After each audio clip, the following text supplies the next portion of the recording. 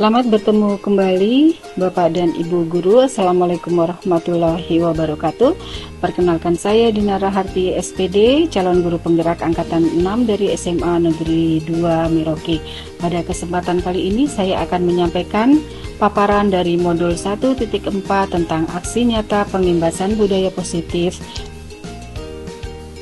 dan implementasi budaya positif melalui keyakinan kelas. Latar belakang dari kegiatan ini adalah bahwa tujuan pendidikan menurut Ki Hajar Dewantara adalah menuntun segala kodrat yang ada pada anak agar mereka dapat mencapai keselamatan dan kebahagiaan yang setinggi-tingginya, baik sebagai manusia maupun sebagai anggota masyarakat. Budaya positif di sekolah sangatlah penting untuk dikembangkan karena sekolah merupakan tempat tumbuh dan berkembangnya karakter murid. Salah satu bagian dari budaya positif adalah kesepakatan kelas yang merupakan nilai-nilai kebajikan universal yang diyakini bersama, berasal dari dalam diri siswa dan tanpa adanya paksaan. Murid melakukannya karena memiliki motivasi baik secara intrinsik maupun ekstrinsik, sehingga murid tumbuh dan berkembang sesuai dengan keyakinan atas kesepakatan yang telah disepakati bersama, serta menjadi karakter yang kuat sesuai dengan profil pelajar Pancasila. Tujuan pengimbasan yang saya lakukan adalah melalui kegiatan pengimbasan budaya positif. Saya berbagi pemahaman dan pengalaman penerapan budaya positif yang telah saya lakukan di sekolah kepada kepala sekolah saya dan kepada rekan guru sejawat dengan harapan dapat menggerakkan rekan sejawat untuk menerapkan budaya positif di kelasnya masing-masing sehingga terwujudnya murid dengan karakter profil pelajar Pancasila. Ya, berikut ini adalah kegiatan pengimbasan pemahaman dan pengalaman dalam penerapan budaya positif kepada kepala sekolah dan kepada rekan sejawat. Ya, pengimbasan pemahaman, pengalaman, dan praktik baik kepada sekolah kami lakukan pada hari Senin tanggal 31 Oktober tahun 2022. Ya, kegiatan pengimbasan berikutnya adalah pemahaman, kegiatan pengimbasan pemahaman dan pengalaman budaya positif kepada rekan sejawat. Dalam hal ini berbagi pemahaman tentang budaya positif yang berada pada modul 1.4 berbagai budaya positif kepada rekan sejawat kami di sekolah. Ya, untuk Bapak dan Ibu guru sekalian, selamat menyaksikan share atau pengalaman kami berbagi bersama rekan guru di sekolah. 6 topik. Yang pertama, disiplin positif diri dan nilai-nilai kebajikan universal. Kemudian teori motivasi, hukuman, penghargaan dan restitusi. Kemudian keyakinan kelas. Kemudian kebutuhan dasar manusia dan dunia berkualitas.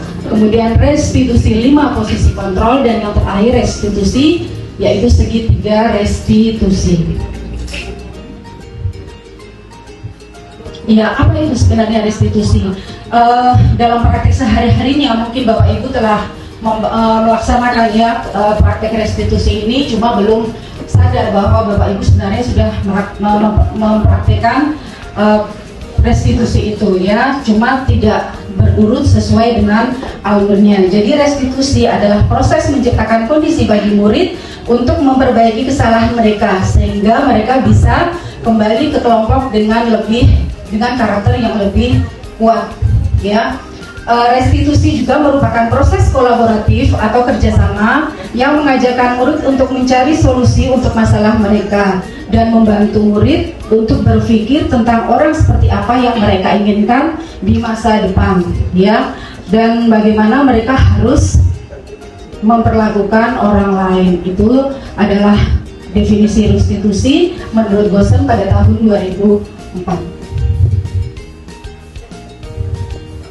Ya, 9 ciri-ciri dari restitusi yaitu bukan untuk menebus kesalahan, namun untuk belajar dari kesalahan. Ya, yang kedua, memperbaiki hubungan, kemudian tawaran bukan paksaan, kemudian restitusi untuk menuntun anak melihat ke dalam diri. Jadi lebih menuntun anak untuk introspeksi terhadap kesalahan yang telah dilakukan, ya.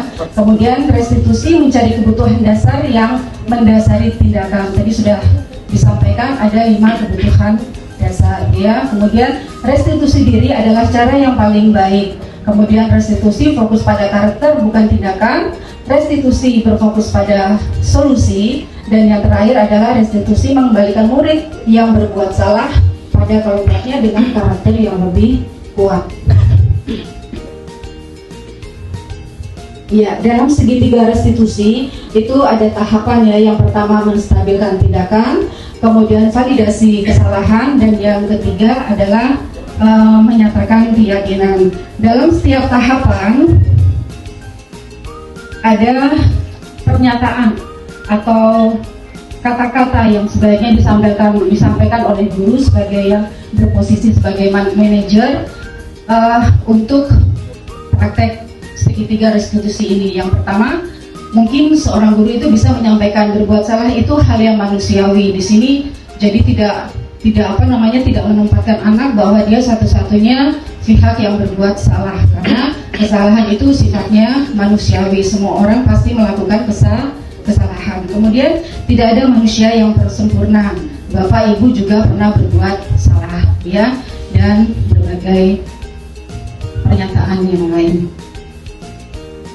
Kemudian dalam tahap validasi kebutuhan, pernyataan atau kata-kata yang sebaiknya disampaikan oleh guru adalah kamu bisa saja melakukan hal yang lebih buruk, tapi kamu tidak melakukannya, kan? Ya, jadi dalam bentuk pertanyaan yang tidak menjatuhkan mental atau psikis dari murid tersebut. Kemudian yang terakhir menanyakan keyakinan. Dalam tahapan segitiga restitusi ini merupakan tahap yang terakhir, yaitu perkataan yang sebaiknya disampaikan oleh guru yang dalam posisi kontrol sebagai manajer. Dia sebaiknya menyampaikan nilai apa yang kita percaya di kelas. Jadi kembali ke keyakinan kelas sebagai salah satu budaya positif yang sudah disampaikan tadi, ya. Kemudian nilai-nilai universal apa yang telah kita sepakati. Kemudian kelas yang ideal itu yang seperti apa sih. Jadi lebih kembali pada keyakinan kelas yang telah dibuat sebelumnya. Ya, jadi untuk praktek segitiga restitusi ini sudah saya buatkan video bersama murid-murid saya di kelas. Nanti untuk lebih jelasnya Bapak Ibu bisa menonton video tersebut tentang praktek segitiga restitusi di kanal YouTube saya dengan judul Demonstrasi Kontekstual Budaya Positif Segitiga Restitusi. Ya, demikian Bapak Ibu, terima kasih atas waktu dan kesempatan yang diberikan. Semoga bisa bermanfaat untuk kita semua. Terima kasih. Selamat sore. Assalamualaikum warahmatullahi wabarakatuh.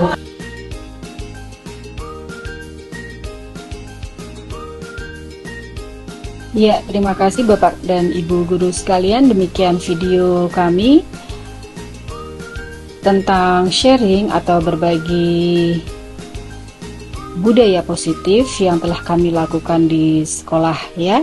Berikutnya adalah tindakan aksi nyata tentang modul 1.4 tentang budaya positif yang telah kami lakukan di kelas, dan kami melakukannya berdasarkan rancangan yang telah kami susun. Adapun judul dari rancangan tentang modul 1.4 tentang keyakinan kelas adalah implementasi budaya positif di sekolah melalui kesepakatan dan keyakinan di kelas 11 MIPA 2 SMA Negeri 2 Maroke.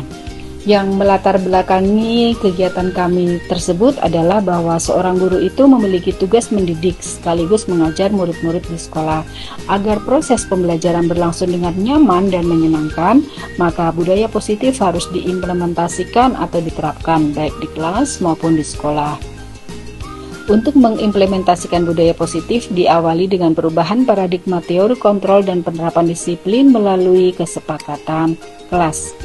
Kemudian tujuan dari kegiatan ini adalah bahwa saya ingin membangun disiplin positif melalui penerapan budaya positif kemudian menyusun kesepakatan dan keyakinan kelas, dan menumbuhkan motivasi intrinsik murid untuk disiplin diri sesuai dengan kesepakatan dan keyakinan kelas.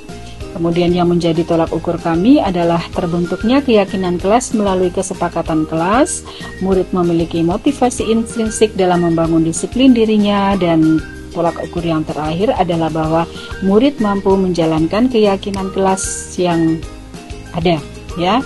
Ya, baik Bapak Ibu Guru sekalian dimanapun Anda berada, selamat menyaksikan dokumentasi aksi nyata kami tentang menyusun kesepakatan dan keyakinan kelas yang telah kami lakukan. Ya, anak-anak, sudah Bu Guru berikan kalian kertas untuk menuliskan keyakinan kelas untuk kelas kita 11 MIPA 2. Sekarang silakan kalian menempelkan di depan berurut dari Bagas sama Kevin, silakan mengikuti ya. Kemudian Iqbal,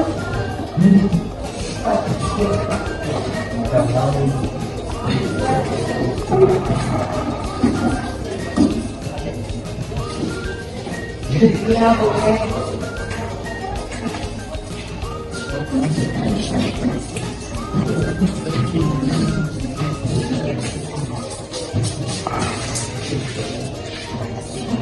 Selanjutnya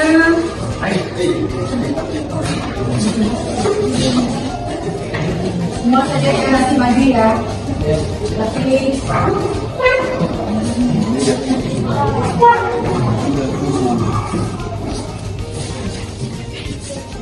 Andre